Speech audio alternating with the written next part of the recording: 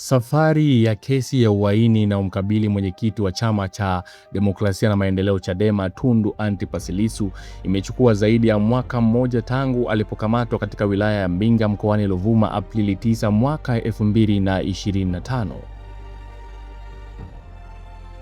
Kesi hiyo ambayo imekuwa ikifuatiliwa kwa karibu ndani na nje ya Tanzania imepitia mahakama ya hakimu mkazi Kisutu, mahakama kuu na baadhi ya hatua ya mahakama ya rufani, huku kukiwa na pingamizi, maombi ya kisheria, ushahidi wa mashahidi wa kawaida na walinzi maalum, pamoja na mabishano kuhusu ushahidi wa kidijitali. Sasa, baada ya upande wa jamhuri kufunga ushahidi wake Agosti 17 mwaka 2026, Mahakama Kuu Masjala ndogo ya Dar es Salaam inajiandaa kutoa uamuzi kuhusu swali muhimu. Je, ushahidi uliowasilishwa na jamhuri unatosha kumtaka Lissu aanze kujitetea au hana kesi ya kujibu? Safari ya kesi ilianza Aprili 9 mwaka 2025 wakati Lissu alipokamatwa katika wilaya ya Mbinga mkoani Ruvuma baada ya kuhutubia mkutano wa hadhara wa Chadema. Mkutano huo ulikuwa sehemu ya kampeni ya chama hicho iliyohusishwa na kauli mbiu ya No Reforms, No Election, ambayo Chadema ilikuwa ikiitumia kushinikiza mageuzi ya mfumo wa uchaguzi kabla ya uchaguzi mkuu wa mwaka 2025. Baada ya mkutano huo, polisi walimchukua Lissu na kumpeleka kituoni hapo ambapo alishikiliwa kwa karibu saa 24 kabla ya kufikishwa mahakamani, na alisafirishwa kutoka Mbinga hadi Dar es Salaam, umbali wa zaidi ya kilomita 1000. Hatua hiyo iliibua mjadala mkubwa wa kisiasa na kisheria, hasa kuhusu mazingira ya kukamatwa kwake na muda aliokaa kabla ya kufikishwa mahakamani. Siku iliyofuata, Aprili 10 mwaka 2025, Lissu alifikishwa katika mahakama ya hakimu mkazi Kisutu jijini Dar es Salaam. Hapo ndipo umma ulipofahamu rasmi kwamba alikuwa akikabiliwa na shtaka la uhaini pamoja na mashtaka matatu ya kuchapisha taarifa za uongo chini ya sheria ya makosa ya mtandao. Hata hivyo, katika hatua hiyo Lissu hakuruhusiwa kujibu shtaka la uhaini, huku akikiri kutokuwa na hatia katika shtaka tofauti la kuchapisha taarifa za uongo. Jamhuri ilidai kuwa msingi wa shtaka la uhaini ulitokana na kauli ambazo Lissu alidaiwa kuzitoa Aprili 3 mwaka 2025 katika mkutano wake na wanahabari jijini Dar es Salaam, akihamasisha wananchi kuzuia kufanyika kwa uchaguzi mkuu wa mwaka 2025. Kwa upande wa Tundu Lissu, mashtaka hayo yalielezwa kuwa yana uhusiano mkubwa na shughuli zake za kisiasa. Katika hatua za awali, kesi iliendelea katika mahakama ya hakimu mkazi Kisutu kwa ajili ya taratibu za awali kabla ya kupelekwa mahakama kuu. Na miongoni mwa masuala yaliyoibuka ni namna ushahidi wa jamhuri ungetolewa na swala la utambulisho wa baadhi ya mashahidi. Mahakama iliruhusu hatua za kulinda utambulisho wa baadhi ya mashahidi ambao jamhuri ilisema wanahitaji ulinzi. Ikumbukwe, katika nyakati zote hizo kesi ikiendelea, kesi hiyo ilikuwa ikirushwa mubashara na vyombo mbalimbali vya habari kwa kutumia chaneli ya mahakama ambayo ndio ikirusha matangazo hayo.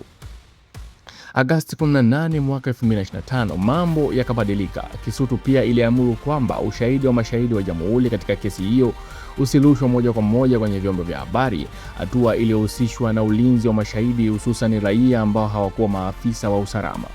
Hatua hiyo ikawa sehemu ya mjadala mpana kuhusu uwiano kati ya haki ya mshtakiwa kupata kesi ya wazi na ulinzi wa mashahidi. Mwenendo wa kesi ya Lissu haukuishia mahakamani pekee. Katika hatua za awali, mazingira yanayozunguka kesi hiyo yalishuhudia pia kukamatwa kwa baadhi ya wanasheria, kuzuiwa kwa wanasheria waliokuwa wakitaka kumwakilisha Lissu, na wanaharakati kuingilia kati wakitaka kuhakikisha haki zake za kisheria zinalindwa. Miongoni mwa matukio yaliyovuta hisia zaidi ni kukamatwa kwa mwanasiasa na kwa mwanasheria wa Kenya na mwanasiasa wa upinzani Martha Karua aliyefika Tanzania kwa lengo la kumwakilisha Lissu. Karua alikamatwa baada ya kuwasili nchini na baadaye kurejeshwa Kenya, hatua iliyozua mjadala kuhusu nafasi ya mawakili wa nje katika kesi hiyo. Baadhi ya mawakili wengine waliokuwa wakihusishwa na kesi hiyo pia walikumbana na vikwazo katika kutekeleza majukumu yao, huku upande wa Lissu ukilalamikia ugumu wa kupata nafasi ya kushauriana naye kwa faragha akiwa mahabusu. Masuala hayo yalifanya kesi ya Lissu kuanza kuangaliwa zaidi ya mipaka ya mahakama. Mashirika ya kutetea haki za binadamu, wanaharakati na taasisi za kisheria nchini na nje ya Tanzania zilianza kutoa kauli zikielezea wasiwasi wao kuhusu mazingira ambayo kesi hiyo ilikuwa ikiendeshwa. Mjadala huo ulihusisha masuala kadhaa, ikiwemo haki ya mshtakiwa kupata uwakilishi wa kisheria, uhuru wa mawakili kutekeleza majukumu yao, haki ya kukutana na mteja kwa faragha na haki ya kesi yenye mchakato unaoaminika. Kwa upande wa mamlaka, hatua zilizochukuliwa dhidi ya baadhi ya watu waliohusika katika kesi hiyo zilihusishwa na masuala ya kiusalama na utekelezaji wa sheria. Hata hivyo, kwa wanaharakati na mashirika ya haki za binadamu, matukio hayo yaliongeza maswali kuhusu nafasi ya mfumo wa haki katika kesi iliyokuwa ikimkabili kiongozi mkuu wa upinzani. Kwa namna hiyo, kesi ya Lissu haikuwa tena swala la mashtaka dhidi ya mtu mmoja pekee. Ilianza pia kuwa mjadala mpana kuhusu haki ya kujitetea, uhuru wa wanasheria na nafasi ya asasi za kiraia katika kulinda haki za washtakiwa. Baada ya uchunguzi kukamilika, kesi ilifikia hatua ya committal proceedings katika mahakama ya Kisutu. Agosti 18 mwaka 2025, mahakama ilikamilisha hatua hiyo na Lissu akapatiwa taarifa za mashahidi na vielelezo ambavyo jamhuri ilikusudia kuvitumia katika kesi ya mahakama kuu. Jamhuri ilieleza mahakama kwamba ilikuwa na mpango wa kuita mashahidi 30 na kuwasilisha vielelezo 9 katika kesi hiyo. Hapo ndipo kesi ilipohamia rasmi katika hatua ya kusikilizwa na mahakama kuu. Kesi iliposikilizwa mahakama kuu, iliwekwa mbele ya jopo la majaji watatu. Jopo hilo liliongozwa na Jaji Dastan Ndugulu akisaidiwa na majaji James Karayemaha na Ferdinand Kiwonde. Jamhuri iliendelea na ushahidi wake ikieleza kwamba Lissu alitoa kauli ambazo zililenga kuhamasisha wananchi kuzuia uchaguzi mkuu wa mwaka 2025 na kwamba kauli hizo zilikuwa na nia ya kuasi au kutishia serikali. Kwa upande wake, Lissu aliamua kutumia kwa kiasi kikubwa nafasi yake mwenyewe katika kuhoji mashahidi wa jamhuri, na hapo ndipo kesi ilipoanza kuchukua sura nyingine. Oktoba 6 mwaka 2025, mashahidi wa kwanza wa jamhuri, kamishna msaidizi wa polisi George Bagemu, alianza kutoa ushahidi. Alikaa kizimbani kwa siku 4 huku Lissu akifanya sehemu kubwa ya cross examination. Miongoni mwa hoja zilizojitokeza ni tafsiri ya kisheria ya kauli zinazohusishwa na kuzuia uchaguzi. Shahidi huyo alieleza kwamba kuzuia uchaguzi kwa njia halali si uhaini, lakini kwamba kujaribu kuzuia uchaguzi kwa njia zisizo halali, vitisho au kukiuka sheria kunaweza kuingia katika eneo la kosa la uhaini. Lissu pia alimuuliza shahidi kuhusu historia yake ya kisiasa na nafasi yake katika harakati za demokrasia na haki za binadamu. Moja ya sura zilizozua mjadala mkubwa katika kesi hiyo ilikuwa ni ushahidi wa video. Jamhuri iliwasilisha flash disk na memory card zilizokuwa na video ambayo ilidaiwa kuwa na kauli za Lissu. Shahidi wa tatu, Inspekta wa polisi Samuel Alibariki Kaaya, ambaye ni mtaalamu wa picha za kiuchunguzi, alieleza namna alivyopokea vifaa hivyo kwa ajili ya uchunguzi. Lakini Lissu alipinga kupokelewa kwa ushahidi huo, na hoja yake ilikuwa ni kwamba shahidi huyo hakuwa na mamlaka au sifa zinazohitajika kisheria kuwasilisha baadhi ya ushahidi huo. Hilo likawa pingamizi ambalo kimsingi lilichukua siku kadhaa kujibiwa na mahakama. Na Oktoba 23 mwaka 2025, mahakama kuu ilikubaliana na moja ya hoja hizo na kukataa kuripoti iliyowasilishwa kuhusu uhalisia wa video hiyo, ikisema shahidi hakuwa na uwezo wa kisheria kuwasilisha ushahidi huo. Uamuzi huo ukawa moja ya ushindi wa kisheria wa Lissu katika hatua hiyo ya kesi. Kadri ushahidi wa jamhuri ulivyoendelea, suala la mashahidi wanaolindwa likawa moja ya maeneo makubwa ya mabishano. Jamhuri ilianza kuwasilisha mashahidi ambao hawakuonekana wazi kwa umma au mshtakiwa. Mmoja wa mashahidi hao alitambulisha kwa jina la Kificho P5 na kutoa ushahidi akiwa katika eneo la kizimba maalum lililomficha mbele ya umma na Lissu, huku majaji pekee wakiweza kumuona. Jamhuri ilieleza kwamba hatua hiyo ilikuwa kwa ajili ya usalama wa mashahidi, lakini Lissu alipinga namna utaratibu huo ulivyotekelezwa, akisisitiza kwamba ulinzi wa shahidi haupaswi kuathiri haki yake yeye ya kupata kesi ya haki. Hatua hiyo ilizua mabishano makali na hatimaye pingamizi lingine likaibuka. Mzozo huo ulipofikia hatua nyingine Februari mwaka 2026, wakati Lissu alipinga muundo wa eneo la kizimba maalum lililokuwa likitumika kumficha shahidi. Hoja yake ilikuwa kwamba kama shahidi amefichwa kwa kiwango ambacho majaji hawawezi kumuona vizuri mwenendo wake, hilo linaweza kuathiri uwezo wa mahakama kutathmini ushahidi wake. Februari 11 mwaka 2026, mahakama ilikubaliana kwa sehemu na hoja hiyo na kuagiza eneo hilo lifanyiwe marekebisho ili majaji waweze kumuona shahidi vizuri. Hata hivyo, mahakama ilikataa baadhi ya pingamizi nyingine za Lissu kuhusu matumizi ya mashahidi wanaolindwa. Hivyo kesi ikaendelea huku utaratibu wa kuwalinda mashahidi ukiendelea kutumika. Katika kipindi hicho, Jamhuri iliendelea kuita mashahidi wake, na baadhi yao walieleza madai ya namna kauli za Lissu zilivyotafsiriwa na vyombo vya dola na jinsi vijana au makundi mbalimbali yalivyodaiwa kuhamasishwa kuelekea uchaguzi wa Oktoba 29 mwaka 2025. Shahidi mwingine anayetambuliwa kama P8 alitoa ushahidi akiwa katika kundi la mashahidi wanaolindwa. Shahidi huyo alijitambulisha kama mwanachama wa Chadema, lakini alieleza kwamba katika mazingira hayo ya kesi hiyo hamtambui Lissu kama mwenyekiti wake. Baadaye, shahidi mwingine wa polisi alieleza kuhusu taarifa zilizodaiwa kupokelewa na polisi kuhusu vijana waliokuwa wakihamasishana kuzuia uchaguzi na kuunga mkono Tundu Lissu. Kwa kila shahidi, Lissu aliendelea kutumia nafasi yake ya kuhoji ushahidi wa Jamhuri.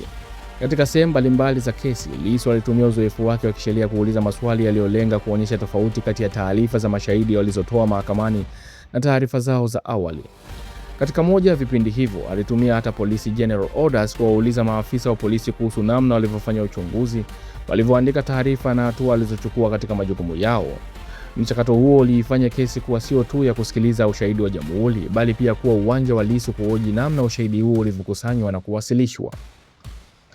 Februari 18 mwaka 2026, Jamhuri ilijaribu kuwasilisha ushahidi wa ziada kupitia ACP Amini Mahamba ambaye alihusishwa na timu ya uchunguzi wa matukio yaliyotokea wakati na baada ya uchaguzi wa Oktoba 29 mwaka 2025, na ombi hilo liliwasilishwa na upande wa Jamhuri chini ya kifungu cha 308 cha sheria ya makosa ya mwenendo wa jinai sura ya 20 marejeo ya mwaka 2023. Hoja yake ilikuwa kwamba kifungu cha 308 cha sheria ya mwenendo wa makosa ya jinai kinahusu ushahidi uliokuwepo wakati wa committal proceedings, lakini haukusomwa na si ushahidi mpya uliopatikana baadaye. Kwa hiyo Tundu Lissu alipinga ombi hilo. Mahakama Kuu ilikubaliana na hoja hiyo ya Februari 24 mwaka 2026 na kuzuia Jamhuri kuingiza ushahidi huo wa ziada. Akisoma uamuzi huo, Jaji Nduguru alisema mahakama imepitia hoja za pande zote, vifungu vya sheria na kumbukumbu za mwenendo wa kesi, lakini kifungu hicho cha 308 kinafungua mlango wa kumuita shahidi na maelezo yake, lakini hakifungui mlango wa kuleta shahidi au shahidi mpya ambao haukuwepo katika hatua za awali za kesi. Uamuzi huo ukasababisha hatua nyingine ya kisheria. Jamhuri ikasema inaenda mahakama ya rufani.